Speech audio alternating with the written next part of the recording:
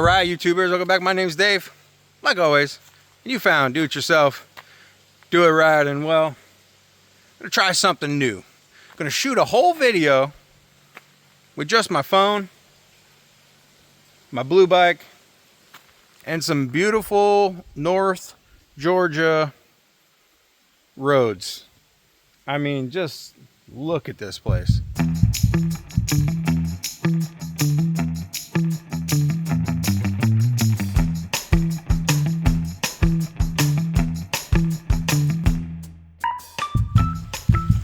So I'm up here in Jasper, Georgia.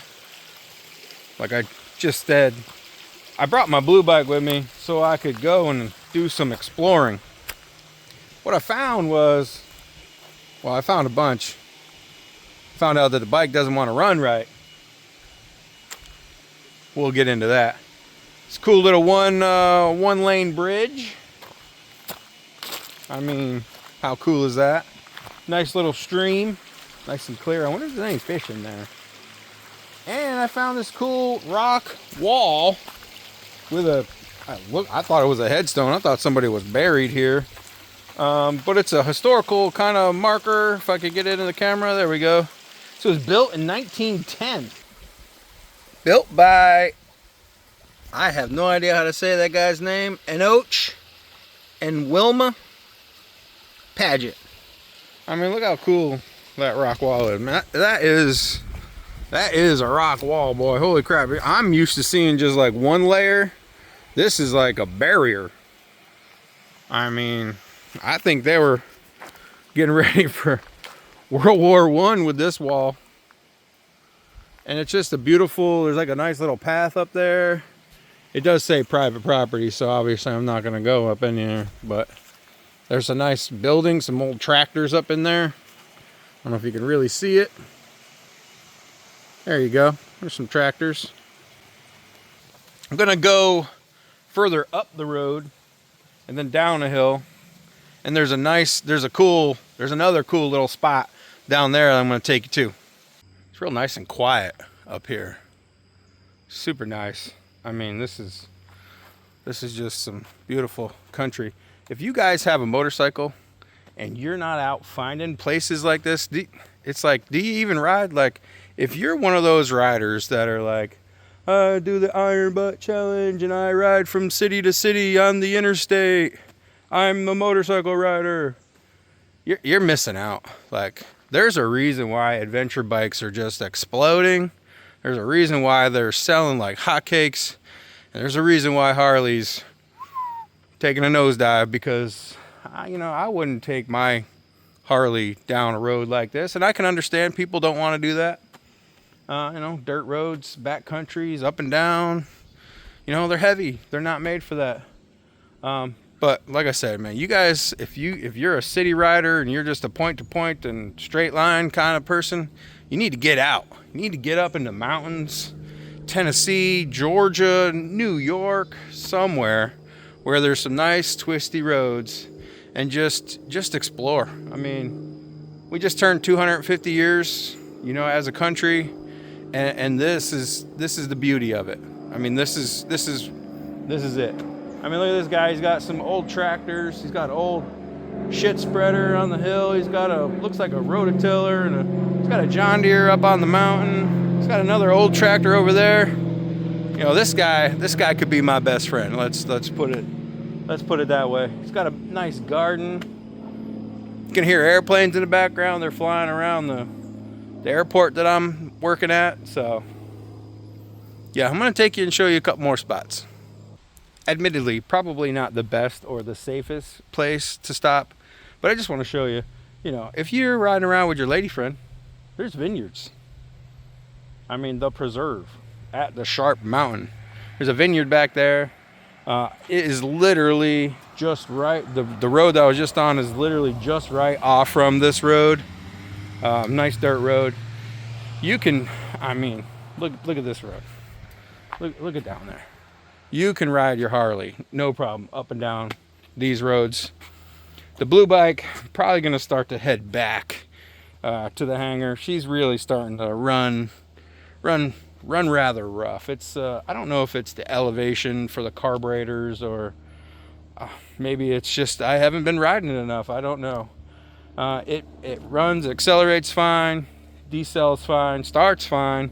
It's just whenever you try to keep a pace, you know, 35, 40, 45 miles an hour, it's does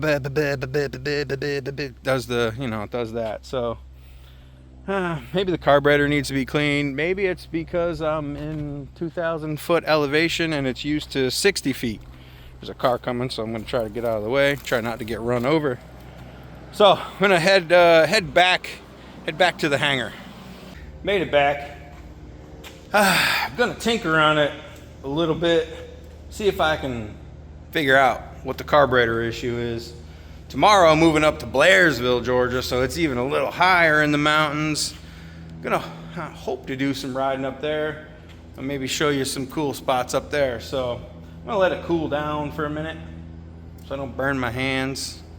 And then, yeah, hopefully see you again up in Blairsville. All right, guys, I tried to buy a mount from Walmart, try to get some riding video. Not good enough. Vibrates. Show you a little clip right here.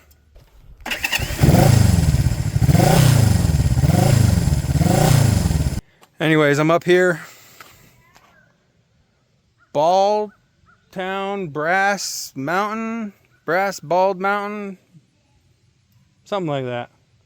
I'm gonna miss the shuttle, which is fine. I'm gonna walk up the hill. It's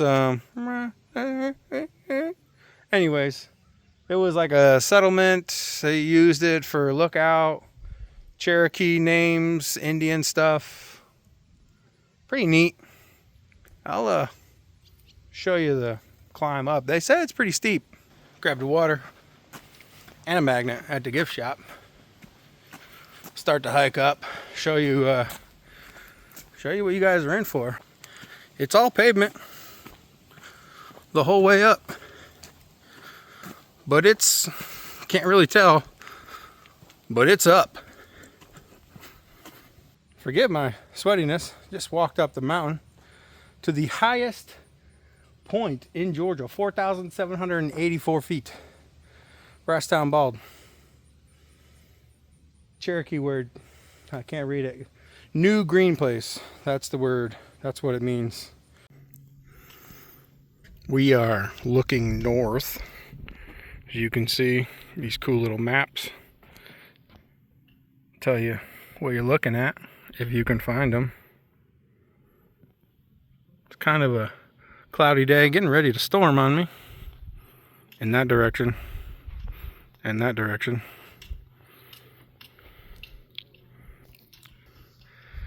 I mean, I'm gonna zoom in, see if you can kind of see some of the beauty. Lakes. Little towns, mountains. Pretty awesome. Like I said, you guys got a motorcycle. You need to get out and explore. Well, guys, I think the little bit of adventure riding that I've been doing up here in the North Georgia mountains while I've been working is coming to an end. The weather is not looking so well. That's why the aircraft's in the hangar. So I think the bike is also pretty much done. She needs some carburetor work.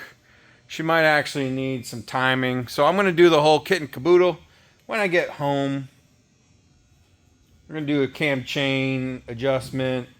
We're going to check the points. We're going to run through the carburetors. We're going to do the whole engine thing, because it's the sputtering is getting, well, let's say not better.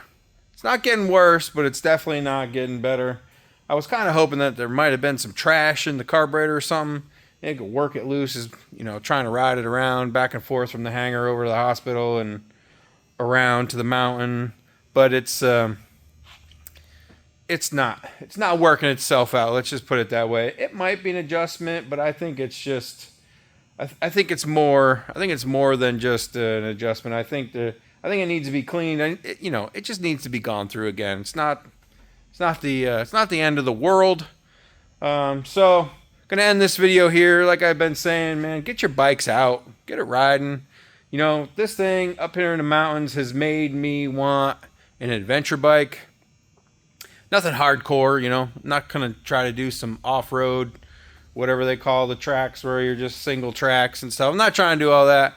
You know, on-road, hit some dirt roads, that kind of thing. If you got any adventure bike experience, and you want to drop a line in the, you know, comments below, what kind of adventure bike do you think I should grab, you know, used, because I'm cheap.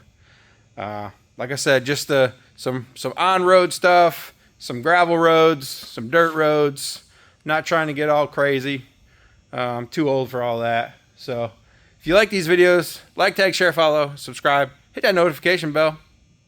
Like always, till next time, thanks a lot.